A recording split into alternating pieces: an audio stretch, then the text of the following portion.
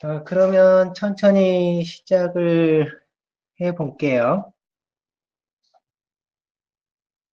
자, 해도 될까요?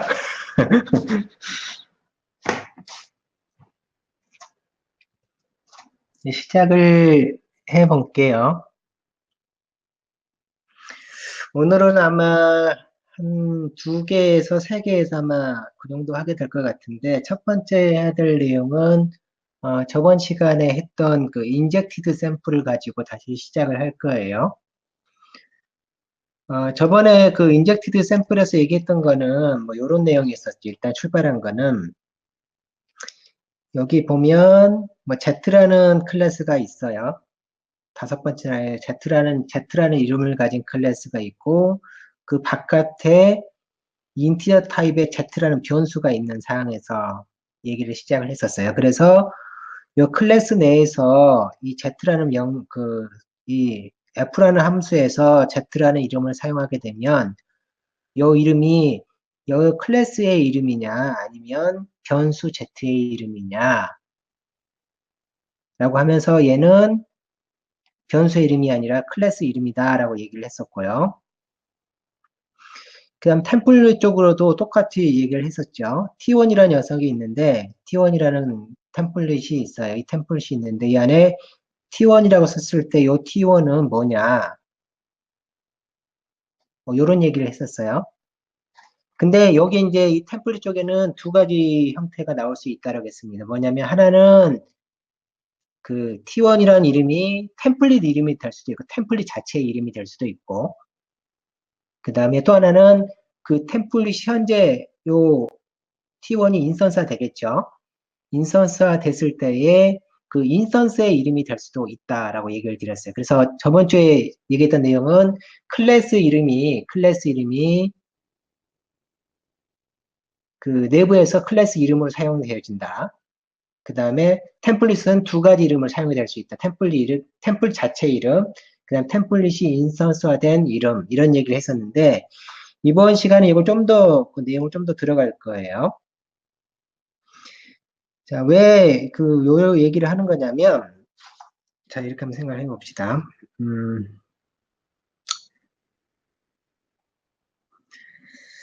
여기 열 번째 라인을 가지고 한번 얘기를 해볼게요.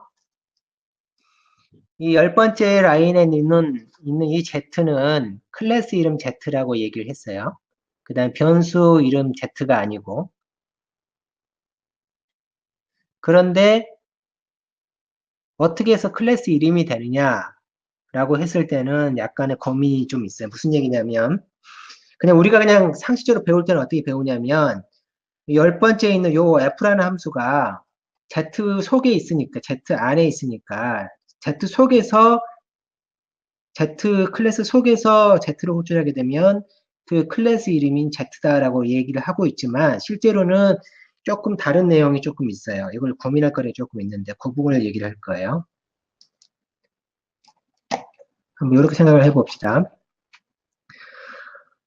실제로 컴파일러가 하는 일은 결국은, 뭐하고 똑같냐면, 그, 사람 찾아주는 거 거의 똑같아요. 그래서 뭐, 김영수라는 사람이 있다. 김영수 좀 찾아주세요.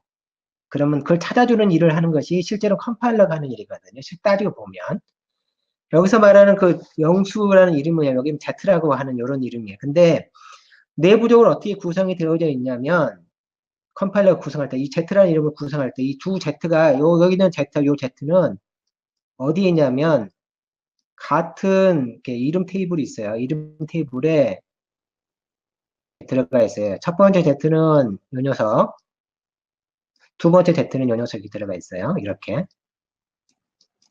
일종의 이름 테이블을 만들어요. 그걸 이제 룩업 테이블이라 부르죠. 룩업 테이블이라 부르는, 이렇게 테이블을 형성한단 말이죠. 그리고 Z 안으로 들어오면, 이 안에서도 뭘 만드냐면, 나름대로 뭘 만드냐면, 테이블을 만들어요. 이렇게 테이블을. 여기서 i라는 변수를 사용했잖아요. 그럼 i라는 이름이 여기에서 i라는 이름 이렇게 해서 테이블을 만들어요. 그리고 이 녀석은 요 녀석의 요 테이블에 대한 페어런트 그 링크드 리스트로 이렇게 위를 이렇게 참조하고 있는 구조라고 보시면 돼요. 구조적으로 보면. 즉, 이름 테이블이 계속 만들어져서 그 이름 테이블과 이름 테이블 사이에는 무슨 관계가 형성이 되어지냐면 링크드 리스트 관계를 형성이 되어져 있어요. 컴파일러 내부에서는. 그래서 여기서 Z라는 이름을 찾으면 이 Z라는 이름은 어디에 등록이 되어져 있냐면 여기에 등록이 되어져 있잖아요. 이 테이블에. 그쵸? 그럼 Z라는 이름을 찾아라라고 하게 되면 여기서 여기에 지금 여기에 Z가 없으니까 어디로 올라가냐? 위로 올라가서 Z를 검색할 거란 말이죠. 그러면 첫 번째 Z는 변수고 여기는 요 녀석 변수잖아요. 3번째 라인에 있는 뭐 변수다 이렇게 체크를 하고 그 Z라는 녀석은 5번째 라인에 있는 타입 뭐 Z다 이렇게 있다고 그러면 이 여기서 Z를 검색하게 되면 여기서 못 찾았으니까 여기 밑에 테이블에서 못 찾았으니까 위로 가서 검색하게 되면 또 어떤 상황이 벌어지냐면 변수 이름하고 타입의 이름이 공존하는 상태가 되잖아요. Z라는 이름으로 하나는 변수, 하나는 타입. 그러면 경계가면 누가 된다 그랬냐면 변수 이름이 되잖아요. 그쵸? 변수 이름이 된단 말이죠. 근데 틀림없이 이 녀석은 뭘 찾았냐면 요 녀석을 찾아냈거든요. 변수가 아니라 클래스 Z를 찾아냈단 말이에요. 이 테이블상으로 보면 변수 Z가 돼야 되는데 3번 라인에 있는 Z가 돼야 되는데 실제 해보니까 이 녀석은 뭘 찾고 있냐면 5번째 라인은 Z를 찾고 있다 이거죠. 컴파일러는 이렇게 구현이 되어져 있는데 어떻게 이게 가능할까요? 이 문제를 얘기하고자 하는 거예요. 이 문제를. 테이블 구성으로 보면 틀림없이 변수 Z를 찾아야 되지만 여기서는 타입 Z를 찾고 있습니다. 왜 타입 Z를 찾느냐? 이 문제거든요. 그래서 이렇게 이 구조, 기존에 만들어진 컴파일러 구조상으로는 Z를 찾을 수밖에 없어요. 변수 Z를 찾을 수밖에 없어요. 그래서 스펙에 뭐라 써있냐면 요 클래스 Z가 만들어지면 요 테이블에 아이라 이렇게 들어가 있잖아요. 요 테이블 메뉴에다가 뭘 집어넣도록 되어 있냐면 여기 있는 요 Z 이름도 여기다가 이렇게 추가하도록 되어져 있어요. 이렇게 Z라인 이름을 여기다가. 그래서 여기는 이제 5번째 라인에 T 이런 식으로 타입이다 이런 형태 이렇게 집어넣도록 되어 있단 말이죠. 그래서 이렇게 테이블에다가 실제 컴파일러 구조상으로 안 되는데 밑에 그 내부 이 클래스 이름을 그 멤버에서 접근하게 되면 그 테이블에다가 Z라는 이름을 맨 위에다가 추가한다. 그래서 얘를 뭐라 부르냐면 injected class name이라 부른다라고 이렇게 되어져 있어요. 컴파일러 내용상에 보면. 이게 바로 뭐냐면 injected class name입니다. 그래서 어떻게 되는 거냐면 여기 있는 요 테이블엔 요 Z가 여기서 검색이 되니까 요 위쪽으로 안 가는 거죠. 아예 위쪽 테이블로. 따라서 이 Z는 어떻게 하는 거냐면 위에 있는 Z라는 이름을 숨기는 역할을 하게 되죠. 숨기는 역할을 아예 못 가게 만드니까. 그리고 여기서 검색한 Z는 모두 무슨 Z가 되냐면 여기 있는 요 Z가 되는 겁니다.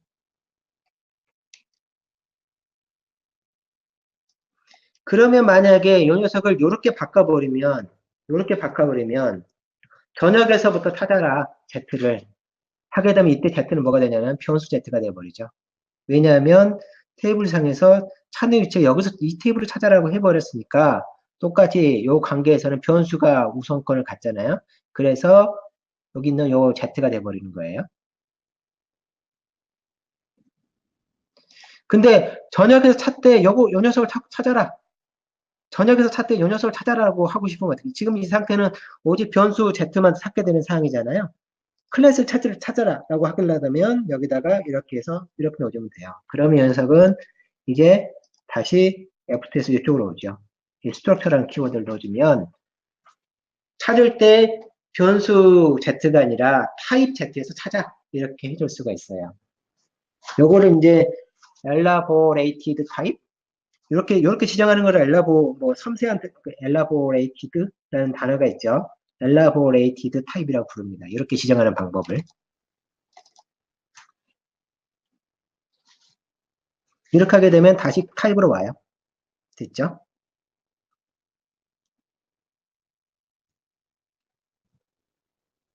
여기까지 혹시 질문 있나요?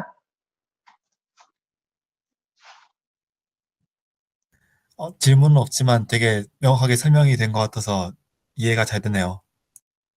그 스펙상에 그 인젝티드 클래스 네임이라는 게 명시적으로 있어요. 정확하게. 흔히들 이제 당연히 그렇게 그냥 이렇게 스코프상으로 생각하는데 실제 컴파일러는 그 테이블을 만들고 룩업 테이블을 만들고 링크드 구조로 되어져 있거든요. 내부적으로 설계. 자, 그러면 두 번째로 템플릿 쪽으로 넘어가 봅시다. 템플릿은 또 어떻게 될 거냐, 요 내용이죠.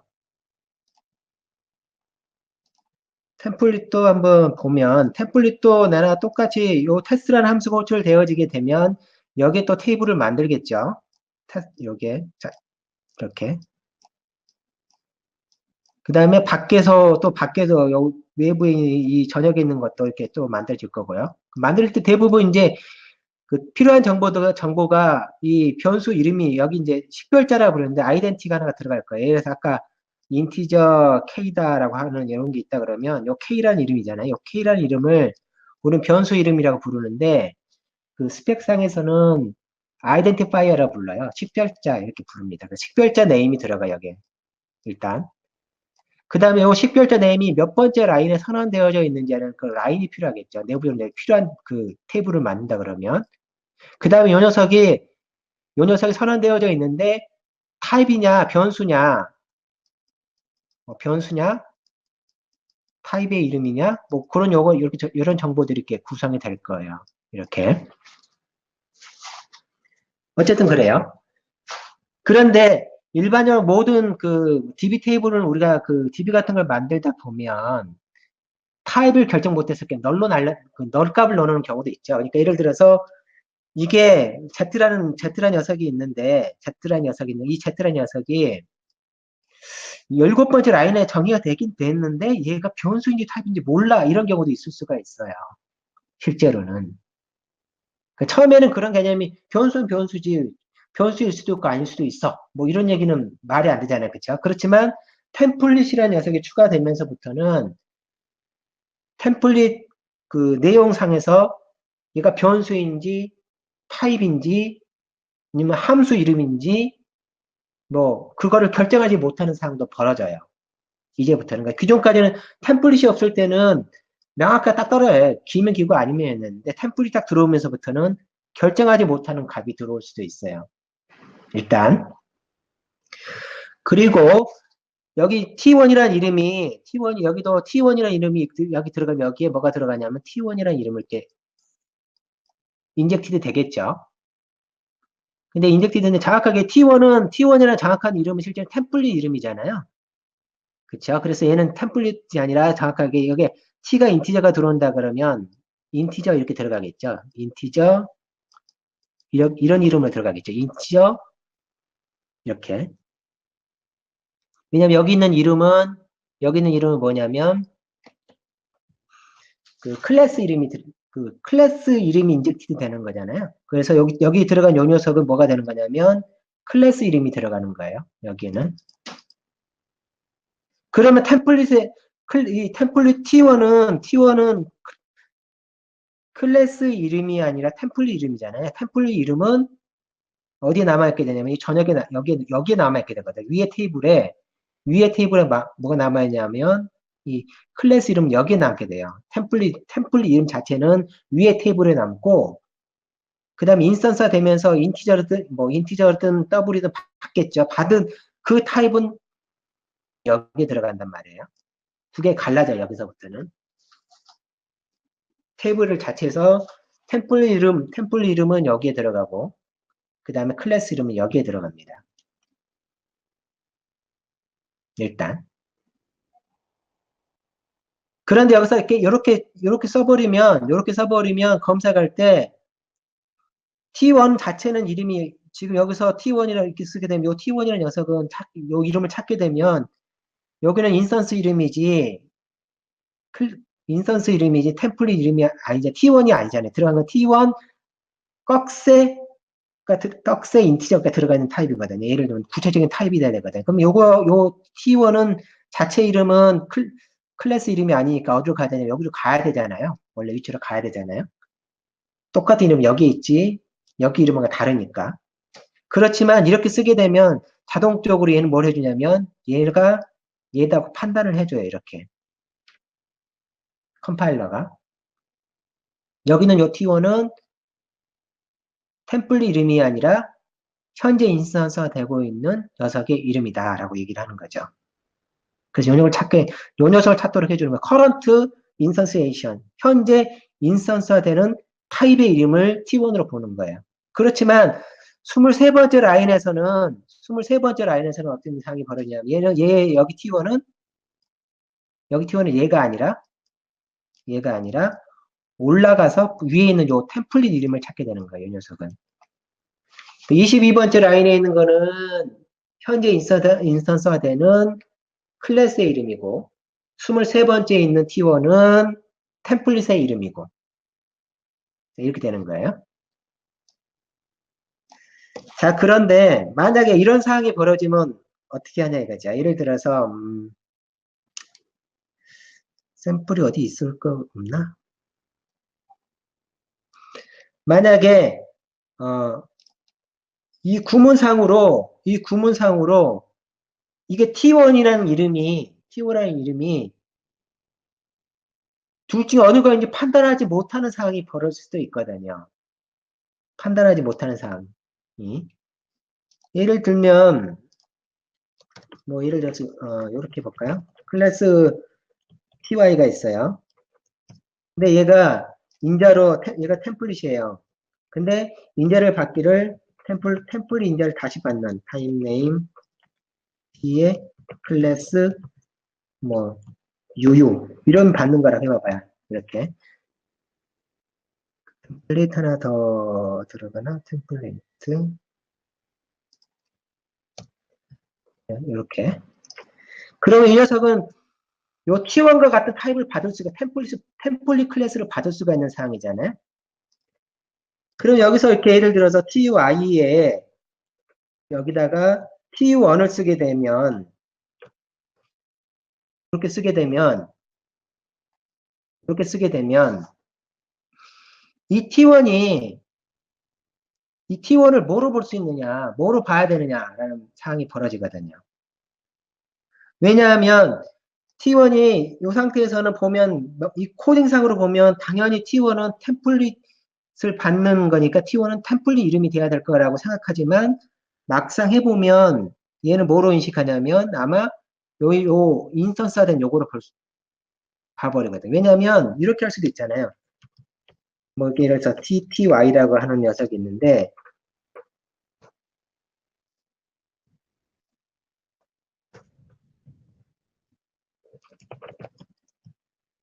이렇게 받는다 그러면 이때 경우는 이때 TTY에다가 넘기는 경우 여기다가 예를 들어서 TTY에다가 T1을 넘기는 경우는 여기서 T1은 뭐로 해석이 되는 거냐면 인스턴스가 되는 녀석이 되는 거잖아요. 그쵸? 인스턴스. 여기서 33번째 라인에서 T1은 인스턴스가 되는 녀석이 아니라 템플 자체 이렇게 돼버리잖아요. 같은 구문을 놓고 컴파일러가 하나는 구문을 해석해가지고 하나는 클래스 이름으로 하나는 템플릿 이름으로 왔다 갔다 해야 되는 상황이 벌어진단 말이죠. 그러면 33번째 라인에서 T1은 뭐냐 이거죠. 두 개 다 가능하잖아요. 어쨌든 구문상으로. 그럼 얘는 아까 요 테이블처럼 쭉 검색해 보게 되면 이 녀석은 뭘 찾게 되냐면 테이블로 봅시다. 요 녀석의 T1은 지금 여기다가 테이블 하나 만든다 그랬죠. 그 다음에 T1이 여기 인스턴스 들어간다 그랬잖아요. 이렇게. 그럼 여기 T1은 여기서 검색하게 되면 얘는 이렇게 이 녀석을 선택해 버리는 거죠. 이 녀석을. 왜냐하면 둘 다 들어갈 수 있잖아요. 클래스 이름도 템플릿 이름 다 들어가 있는데 클래스 이름 있네. 얘 둘 다 뭐로 결정하냐면 다 얘로 결정해 버려요. 둘 다. 근데 TTY는 오케이지만 33번째 라인은 원래 바꾸고 싶은 타입이니까 오케이지만 33번째 라인은 템플식으로 바뀌길 원했잖아요. 그럼 얘는 에라인 거죠. 그러면 얘를 찾고 싶으면 어떻게 될까요? 얘가 찾고 싶은 거는 템플릿 이름이잖아요. 템플릿 이름 어디 있어요? 링크드 했을 때 위에 테이블 있잖아요. 여기에 템플릿 이름이 들어가 있잖아요. T1이라는 템플릿 이름이 여기 들어갔단 말이에요. 얘를 찾도록 해야 되잖아요. 얘가 아니라. 그러려면 어떻게 하면 돼요? 여기도. 지금 여기 흰색으로 되어져 있잖아요. 지금 오류가 있다는 뜻이에요. 얘는 정확히 찾았고, 얘는 찾지 못했어요. 에러란 말이에요. 지금 보면. 그쵸? 이렇게 써주면 되겠죠. 이렇게. 그냥 전역에서 찾으면, 여기다 전역 키워드를 넣어버리면, 찾는 위치가 여기서부터 찾으니까. 여기 찾아내는 거고, 찾고 가라는 게 이 녀석이니까. 근데 여기서 그냥 아무것도 안 써버리면, 여기서 찾으면 당연히 얘는 얘가 돼버리고. 이런 상황이 벌어지는 거죠. 아하, 그래서 템플릿의 이름은 인스턴스화 된 녀석은 아래 테이블에, 인스턴스화 된 녀석의 이름은 아래 테이블에, 그 다음에 클래스 이름은, 템플릿 자체 이름은 위에 테이블에 들어가는구나. 라는 걸 알 수가 있어요. 그래서 자기가 찾고, 애매한 경우가 발생하면, 그 애매한 경우에는 직접 자신이 뭘 해줘야 되냐면, 어느 테이블을 찾아야 될지를 지정을 해줘야 된다는 거죠.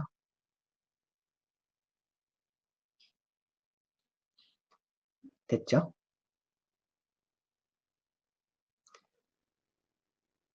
그리고 템플릿이 추가되면서부터 어떤 그 테이블상의 변화가 생겼냐면 그 테이블에서 이름은 결정이 났는데 이 녀석이 무슨 이가 함수인지 함수의 이름인지 변수의 이름인지 클래스 이름인지 뭐 그걸 구분하지 못하는 사항도 미결정되는 사항도 발생한다라고 얘기를 했어요.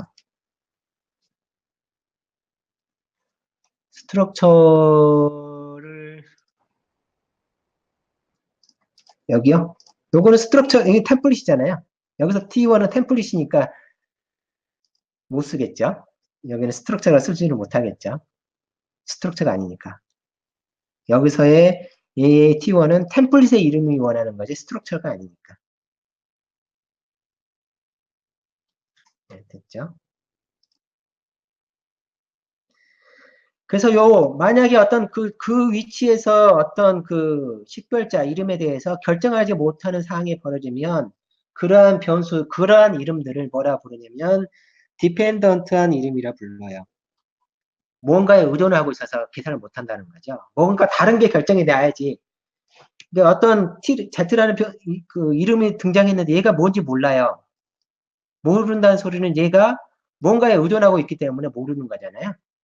그래서 그걸 디펜던트 타입 그 이름이라 불러요. 디펜던트한. 근데 그 디펜던트 대상이 누구냐면 템플릿 T죠. 여기는 타입네임 T에 의존하기 때문에 T에 의존하는 모든 이름은 뭘 할 수 없냐면 완벽하게 결정할 수가 없어요. T에 의존하고 있는 모든 이름은 그 테이블 상에서 뭘 할 수 없냐면 결정을 할 수가 없습니다. 그거를 의존된 이름이라 불러요. 기존에 템플릿이 없을 때는 명확하게 다 떨어졌지만 템플릿이 있으면서부터는 의존된 이름과 그 다음에 의존되지 않는 이름으로 이렇게 두 개의 이름 종류가 분류가 되어야죠. 내부적으로는. 그래서 그 의존되지 않는 이름은 T가 결정이 나는 순간에 그 물음표였던 녀석이 딱 결정이 나게 돼요.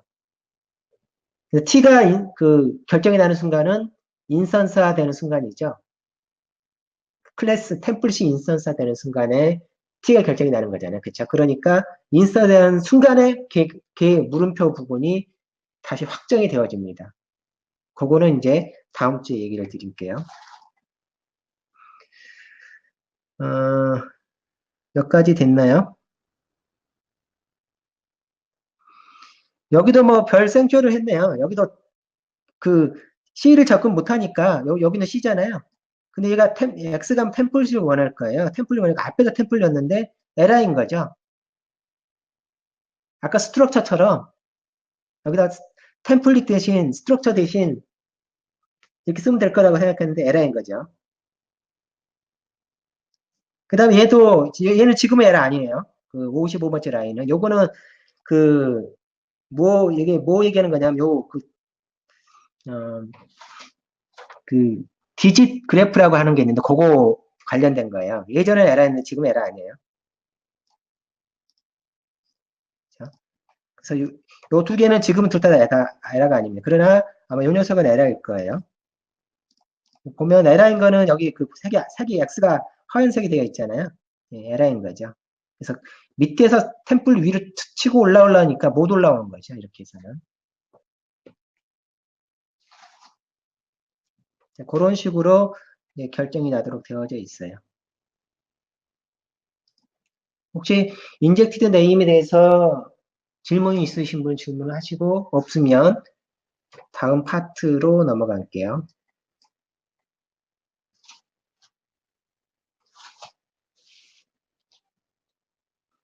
아마 질문이 없을 것 같아요. 네, 그 다음 파트로 넘어갈게요. 있나? 예, 복습하면 좋죠? 어, 지금 그 책에 몇 페이지에 지금 해당하는 거냐면, 그 한글 번역책으로는 126페이지에 해당하는 걸 지금 설명을 하고 있는 거예요. 그 다음에, 예.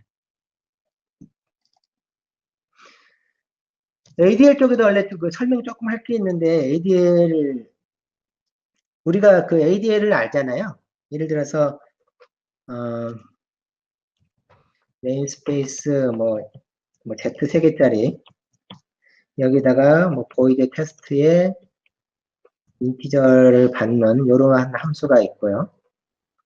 그 다음에 여기다가 뭘 하는 거야 됐군요.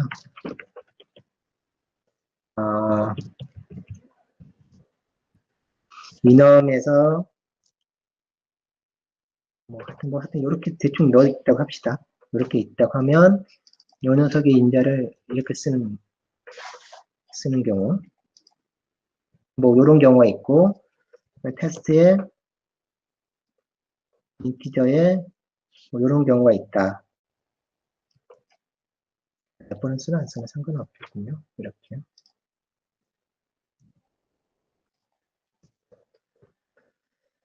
그래서 ZZ의 EM에 CC를 여기다 하면 테스트에다가 예를 들어서 테스트에다가 ZZ의 CC군요. 이렇게 하게 되면 요 녀석이 어딜 찾아 들어가냐면 요 29번째 라인을 찾아 들잖아요. 그쵸? 얘가 그 ADL을 사용할 때 요 테스트란 녀석이 일단 ADL을 하기 전 기본적으로 두 조건 항상 만족을 해야 된다 그랬어요. 첫 번째는 요 이름이 함수 이름이어야 된다. 그래서 함수 이름인지를 어디다 확인할 수 있냐면 73번째 라인에서 테스트 함수가 클래스 함수 이름이구나라는 게 증명이 됐고 그 다음에 unqualified 해야 된다 그랬잖아요. 얘 앞에가 전혀 그 땡땡 같은 스코프 연산자가 없잖아요. 그래서 얘는 unqualified 이름이고요. 따라서 얘는 ADL을 쓸 수가 있고 그래서 여기도 찾지만 요 아규먼트가 있는 즉 CC가 있는 위치의 네임스페이스에서도 요 테스트를 찾는다 해서 그 중에 요 녀석도 되고 요 녀석도 되는데 적합한 녀석은 69번째 있는 라인이다 라는 내용이 있었죠. 근데 ADL을 책에 보시면 이런 얘기 나와요. ADL을 쓰고 싶지 않은 경우 테스트란 이름을 ADL을 쓰고 싶지 않다 그러면 여기다 가로를 치라는 얘기가 있어요. 이렇게 가로를 치면 얘는 73번째로 가요. 여기 누르면 비주얼 스튜디오 하도 좋아서 78번째 선택하면 걔가 뭘 의미하는지 73번째 라인에 색이 들어와 있죠. 그래서 이렇게 올라.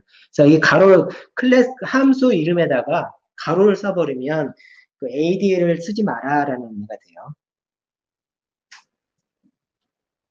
이것도 스펙 책에 나오는 내용입니다. 그 전반부에 나와요, 스펙에. ADL을 쓰고 싶은 네이밍 로그, 그 이름 검사 ADL을 쓰고 싶지 않으면 이렇게 가로쳐서 할 수가 있어요. 어쨌든 요거는 저번 주에 설명 안 해서 추가를 하는 거고요.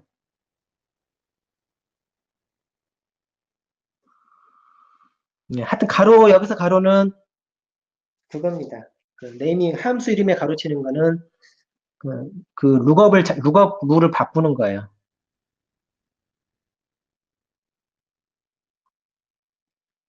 됐죠?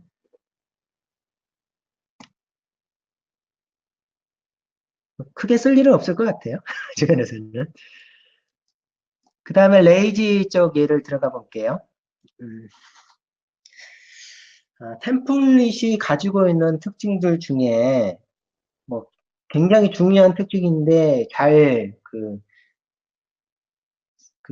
이렇게 중요하게 생각하지 못하는 경우가 있는 것 중에 하나가 템플릿의 늦은 바인딩이에요. 그 부분에 대한 설명이 그 177페이지에 있는 내용입니다. 늦은 바인딩이 뭔지 알아보도록 할게요. 늦은 바인딩. 자, 지금 내용은 뭐냐면 일단 핵심은 이거예요. 어, 트릭이라는 클래스가 있어요. 여기 위에 또 뭐 클래스가 있는데 여기도 있고 뭐 하여튼 일단 요거부터 설명할게요. 트릭이라는 클래스가 있는데 얘가 템플릿이에요. 그냥 클래스가 아니라 템플릿 클래스라는 게 일단 핵심이에요. 템플릿 클래스가 되어지면 전체가 이 안에 있는 것들도 다 이 템플릿 영향권에 들어가겠죠. 그래서 얘가 어떤 특징을 갖게 되냐면 늦은 바인딩의 효과를 갖게 돼요. 늦은 바인딩의 효과라는 건 뭐냐면 지금 여기 보면 nobody라는 함수를 하나 만들었어요. 근데 여기 보면 이렇게 불이 들어와 있잖아요. 구현이 안 돼 있을 때 들어오는 거거든요. nobody라는 함수를 선언만 하고 구현이 안 돼 있어요. 구현부가 없어요. 일반 클래스 같으면 이 트릭이라는 녀석의 인스턴스를 딱 만드는 순간 구현이 없으면 에러 뜨잖아요. 선언해놓고 왜 안 했어?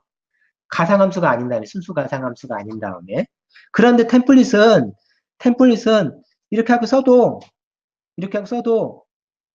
실제로 이 노바디가 구현하든 노바디 히어가 뭐 함수가 구현되어 있든 아닌가에 있든 상관이 없어요. 쓰지 않는 이상. 쓰는 순간에 그때부터 뭘 하냐면 걔를 실제 컴파일하게 밀어집어넣어서 실제 구현부까지 체크를 하게 돼요. 즉 템플릿 클래스는 실제 명확하게 사용한다고 명확하게 결정이 나기 전까지는 걔를 인스턴스하지 않아요. 그래서 그거를 뭐라 부르냐면 템플릿의 늦은 바인딩이라고 부르는 거예요. 레이즈 바인드 부르는 겁니다. 그런데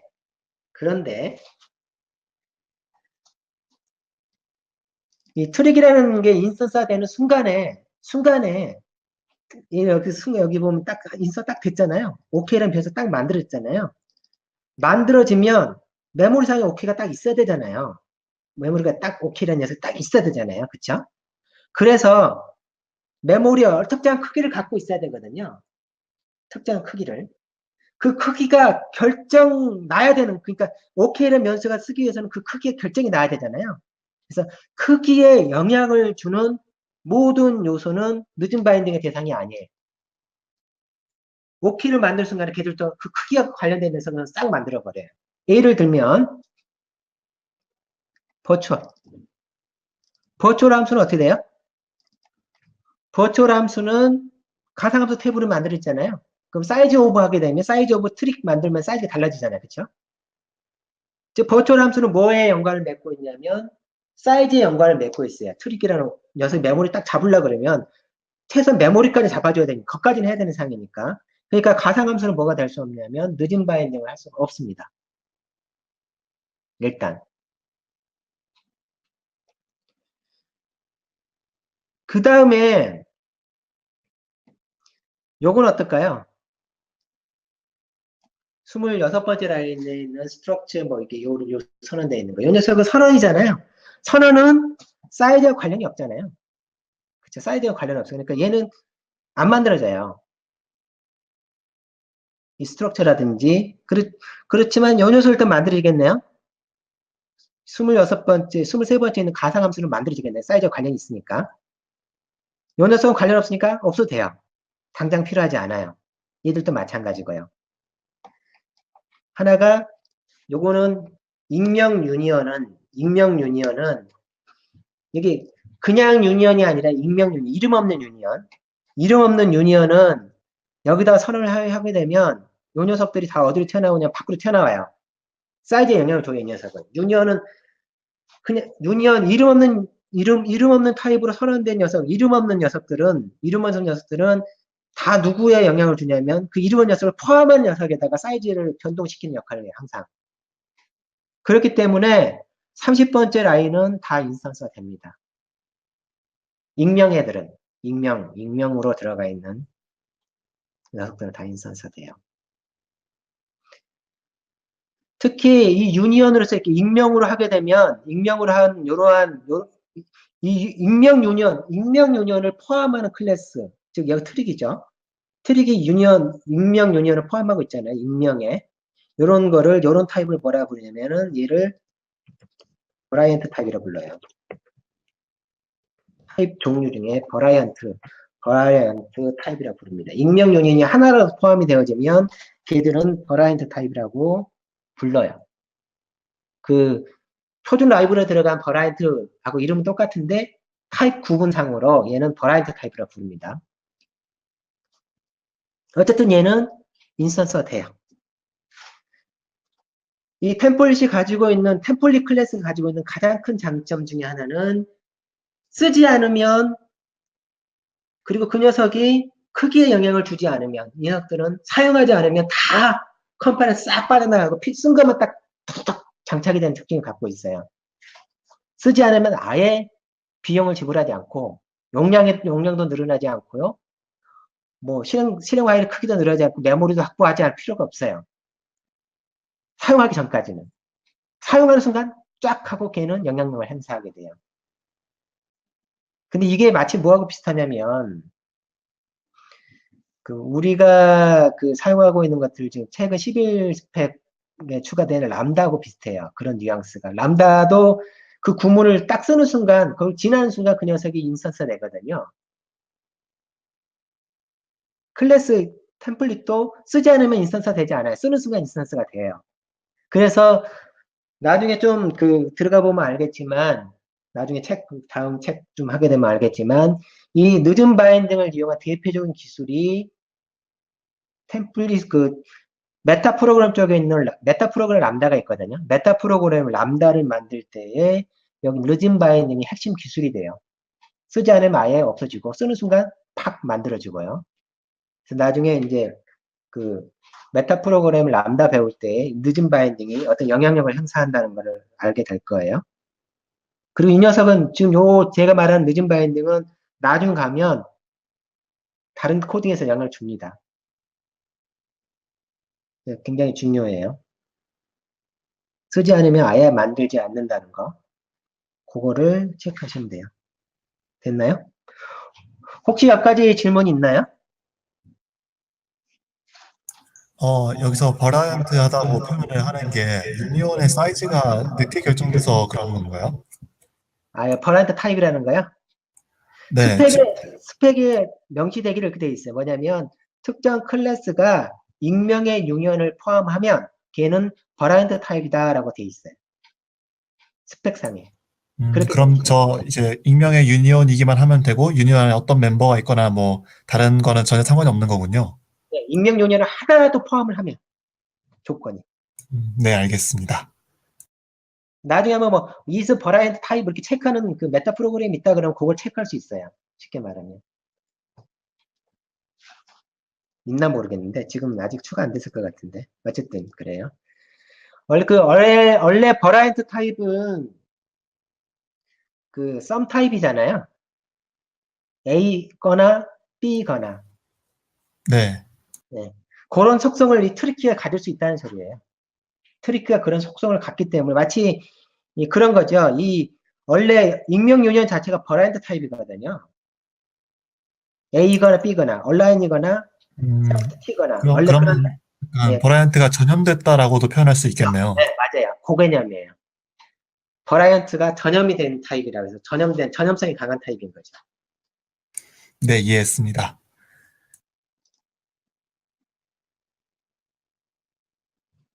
됐나요? 오늘은 여기까지 하고 다음 주에는 205페이지, 이게 205페이지가 영문 번역서상이 205페이지고 한글 세계는 아마 10장? 10장? 10장, 11장 정도 되려나? 11장이었군요. 11장부터는 조금 중요해요. 그 템플릿 인자 추론이나 이런 걸 직접 써야 되는 상황이거든요. 나중에 템플릿을 코딩하게 되면 인자 추론이나 이런 것들은 밥 먹듯이 해야 돼요. 그래서 다음 주부터 배우는 내용은 좀 중요한 내용들이 좀 있습니다. 여기까지 해서 이번 주 내용은 여기서 내용을 마무리할게요. 혹시 뭐 얘기할 거 있으면 얘기를 하셔도 돼요. 오늘 스터디는 여기서 일단 그만하겠습니다.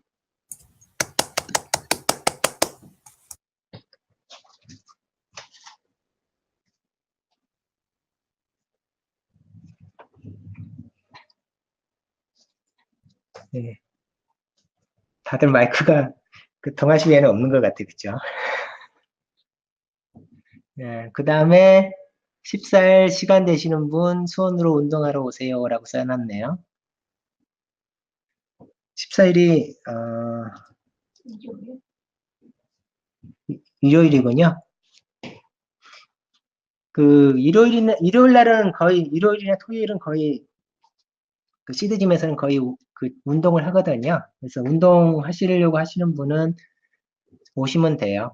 거의 하건 매주 아마 1년에 한두 주 빼고는 다 운동을 하니까 그때 와서 운동하셔도 돼요. 배드민턴 요즘엔 하고 있는데 조만간 또 산행도 하게 될 것 같아요.